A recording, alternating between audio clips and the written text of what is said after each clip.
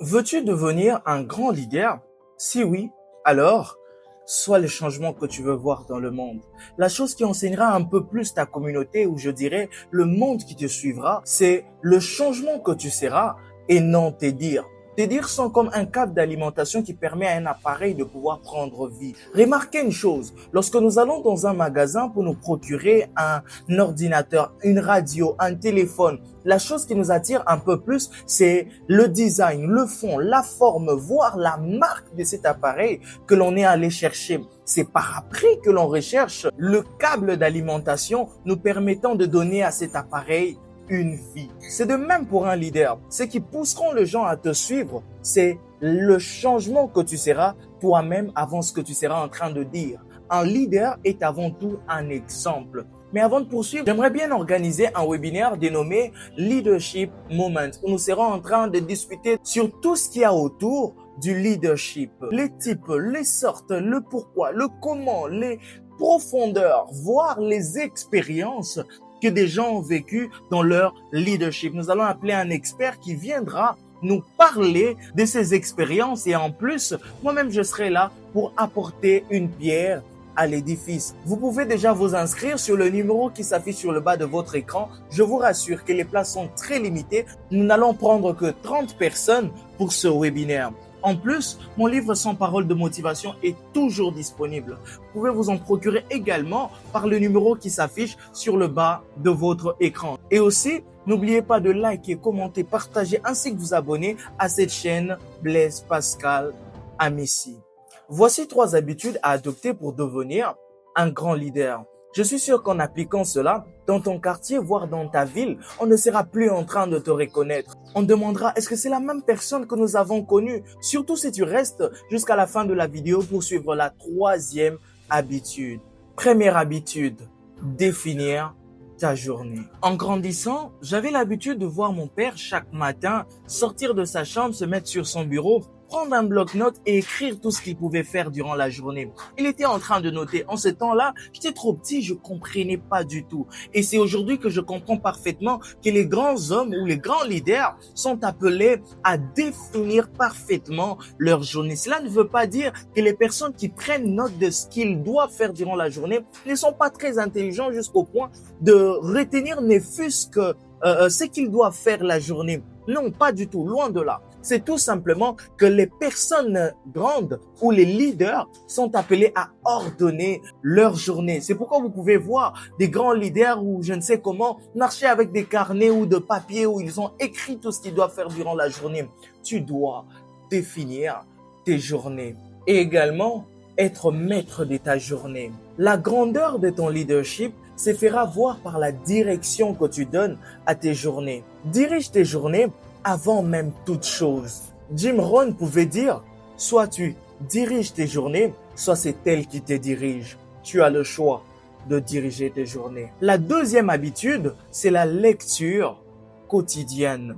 On raconte qu'un jeune homme est allé voir un sage se plaignant en disant « Je n'ai pas le temps de pouvoir lire tous les jours ». Le sage lui a demandé simplement une chose, de lui donner son téléphone. En prenant son téléphone, il entre dans le paramètre pour voir le temps d'écran et il se rend compte que dans l'utilisation de son téléphone, il a passé un nombre incroyable d'heures devant son téléphone et le sage a tout simplement compris et a fait parvenir au jeune homme que le véritable problème, c'est la priorité. Il faudrait bien évidemment prioriser la lecture. C'est un exercice pas facile, c'est très compliqué. De prendre un cahier, un livre, commencer à lire chaque jour, c'est parfois épuisant, surtout si tu as faim, c'est très compliqué. Mais c'est un exercice que tu dois nécessairement faire parce que ton leadership aura de l'ampleur ou du poids que dans la mesure où tu apprends tous les jours, que tu apprends à chaque instant.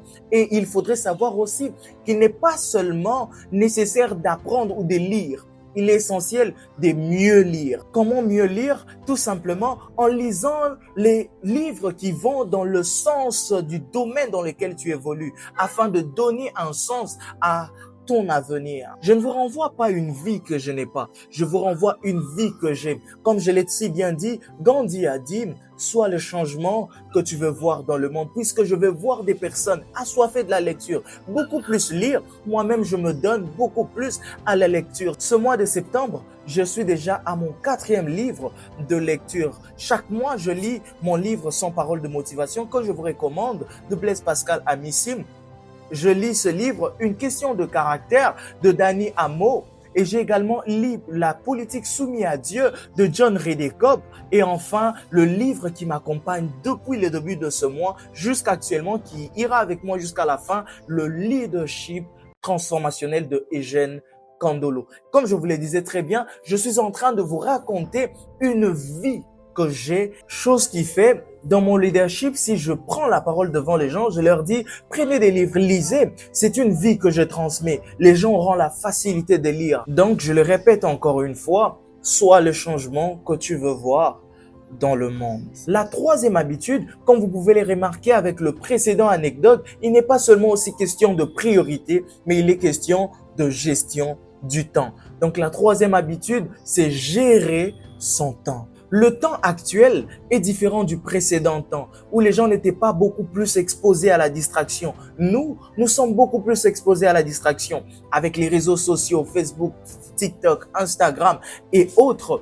Mais tout ce qui va te caractériser, c'est la gestion de ton temps. Ne te laisse pas distraire par tout ce que tu vois. Ne te laisse pas emporter par toutes les vidéos que tu peux voir. Voir les invitations que tu peux recevoir de tes amis. Toute invitation n'est pas nécessairement appelée à être répondue. Tu peux dire oui à certains et non à d'autres. Pourquoi? Parce que tu es appelé à aller dans les profondeurs. Personnellement, j'ai appris à gérer mon temps où deux fois, je prends de temps de profondeur, où je me retire de tout, de réseaux sociaux et autres pour me concentrer sur l'apprentissage, pour apprendre quelque chose de nouveau afin que à chaque fois que je prendrai la parole au devant de gens, que quelque chose d'instructif sorte de ma bouche. La gestion de ton temps te permettra d'être un leader bien canalisé, un leader bien efficace. N'oubliez pas que ceux qui vous suivront d'abord pour votre être et non votre paraître. Définissez vos journées, lisez quotidiennement et apprenez à gérer votre temps. Car un leader trace sa journée avant qu'elle ne commence, nourrit son esprit par la lecture et garde son temps comme un précieux trésor. Si tu perds ces 3 habitudes, automatiquement, tu perds ton influence. Cher leader, applique ces 3 habitudes et tu verras comment est-ce que tu seras en train de mieux évoluer. N'oubliez pas de vous inscrire pour notre webinaire Leadership Moment. Et moi, je vous dis à très bientôt pour de prochaines vidéos merveilleuses. Comme toujours, c'était Blaise Pascal. Rêve grand, combat fort.